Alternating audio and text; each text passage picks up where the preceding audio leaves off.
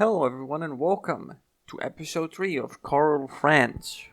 Karl Franz is dead and we have to figure out what to do until he comes back. The vampires waste no time and immediately take Eilhart from us, which puts us in a bit of a rough spot right at the start. So we devise a plan. We'll have the much weaker army of ours without Karl Franz try to set up an ambush right between Eilhart and Ubersreich. With a 70% chance, the odds are in our favor, but that doesn't go so well. Well, hello there, kind sir, and goodbye. I hope I never see you again. Well, look who's back. Karl Franz is back, and he brings with him state-issued weapons for the war. This is the turning point. Flame on. And flame out because we're replacing him with Karl Franz again. Sorry, mage. No spots, you know. It is what it is. And we're going to attempt the same exact strategy we attempted with the mage, except now it's with Karl Franz. Hopefully he pops the 70% that is in our favor yet again. Maybe he can stop the vampire threat. Here we go, and Karl Franz got spotted. Unfortunate. Maybe next time. On the next turn, we pop the Requisition Imperial Decree to allow us to get an extra caliber greatsword and an extra unit of bordermen. Then we attempted the same exact ambush trick against the Undead because we can't beat them with the garrison and the army that already beat us once. Third time's the charm, and they didn't spot us. But they also didn't attack. God damn it. They know. They got spies. I think it's time to kill some heretics. Hold on, give me a minute. I see no other option. Me too, Karl. Me too. So, armed with nothing but pure faith for Sigmar, we decided to attack and try it out, as this was only ever going to remain a stalemate until we luck out on them getting ambushed. We hunt this day, but our warriors neither boar nor deer, no. As Sigmar fought, so shall we. We will become part of the legend, by order of the Grand Theogenist. Show no mercy! Alright, here we go. So, our army consists of Karl Franz, Dietrich Gundermann, a witch hunter whose name I forgot, and an engineer whose name I also forgot. The enemy army is mostly skeletons.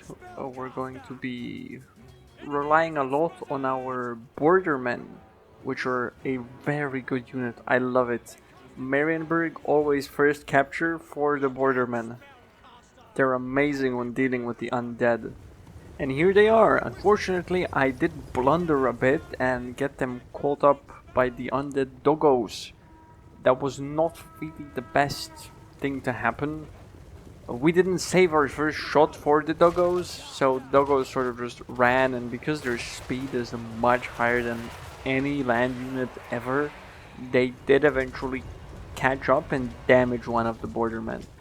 Now do contemplate how terrifying this is. You're riding on your horse at some not breakneck pace, and there's a pack of rabid undead dogs speed blitzing behind you like woo woo woo woo woo. Nah, you cannot pay me enough. No grenade launcher in my hands can be enough of a payment to do that, sir. Sorry, I'm tapping out. Now here some of the bordermen do indeed get caught in the forest. I did not realize in time that I probably shouldn't move them through the forest, because large units get not only slowed down by forests, but their combat stats decrease. So some of them really got the short end of the stick there.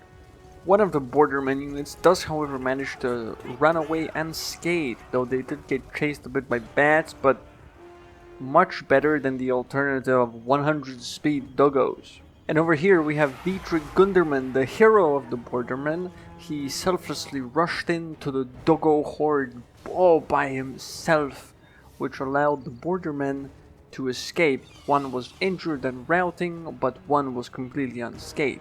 Both will be very useful later on. As the undead approached, they were quickly met with a hailstorm of mortar blasts, which, now that they were in sufficient range, were decently accurate and blew off a good portion of their front line. Now this is the only, not necessarily only, but the most threatening part of this army, which are these sea undead monstrosities. I don't know, look at them, they're ugly, that's all that matters, and they hit hard. Not the most comfortable for our Emperor Spearmen to handle. And at last, the cornerstone of this battle gets to act. The bordermen start unleashing their grenade launchers on the enemies. They've recovered from the rout and will now start to go on a spree of blowing up units in one volley. I wish we did this from the start. The battle was bloody and chaotic and ravenous. Many front lines were crushed and openings were made.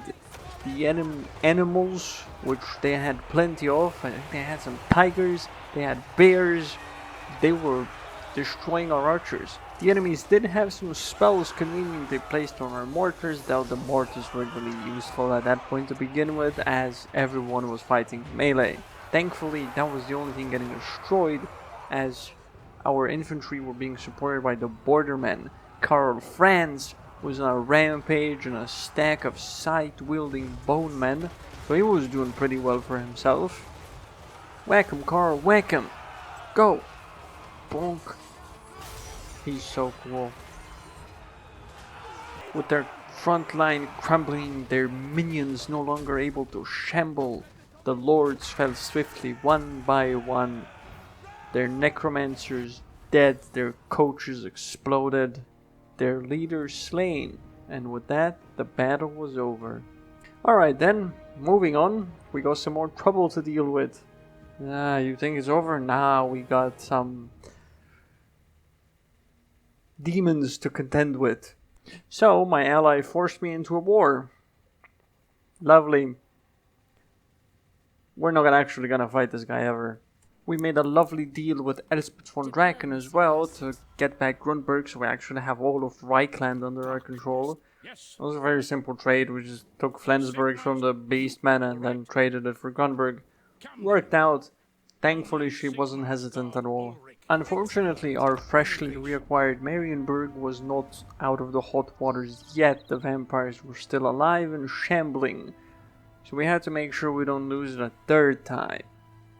And we didn't lose Marienburg a third time because while we were ambushing, the vampires walked up into raiding stance, so they were an easy auto-resolve victory without the aid of their fort, which allowed us to just go back to Marienburg, heal a bit more, and then we'll take them out completely later on.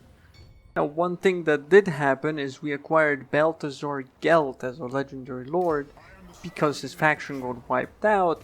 And with the defeated legendary lords mod, we simply decided to snag him. More cool lords, more fun, you know, doesn't hurt anyone. Now here, Karl Franz walks into a beastman ambush. I was not expecting this, I did not see them ever. So, Karl avoided the disaster, but his army is pretty competent, so they could have maybe handled it even if they got ambushed. Bonk!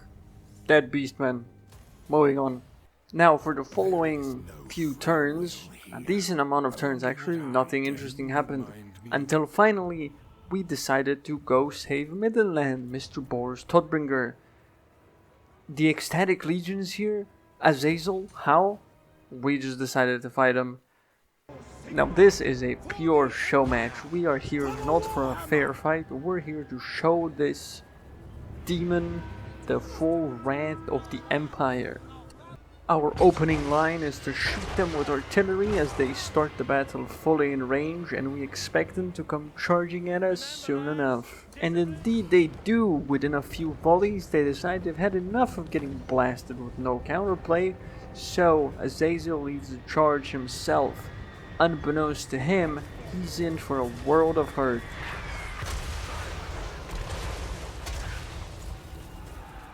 Karl Franz and Dietrich Gunderman valiantly charge Azazel because they know that this is not gonna end well for the demon.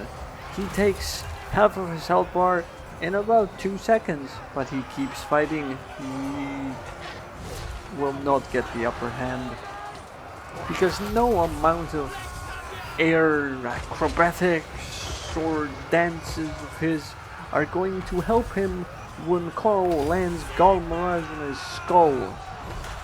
Azazel comes crashing down and vanishes into a puff of smoke. And with the demon's demise, the battle truly begins. But it's not a battle that mankind must endure in. No, it's a battle where the forces of chaos must fight for their very lives. Quite a turn, eh? They will remember this for eons to come, as even their most powerful and durable chosen are methodically surrounded and picked off by the halberds and swords, the steel of the Empire. They will not stand. They will not set 1 foot, 1 step further into the Empire, not while we stand here. Realizing that their ruinous powers have abandoned them, the Chaos Warriors turn and flee from Karl and his empire. His best soldiers now reveling in victory, the Chosen are ran down, picked off one by one. No longer shall these Chosen kill our people, now we have the upper hand. They will fall, and their citadels with them. We're coming for you. Be prepared. For with Gall Mirage firmly in his grip, Karl Franz will not forget, nor will he forgive the ruin brought upon our beloved empire.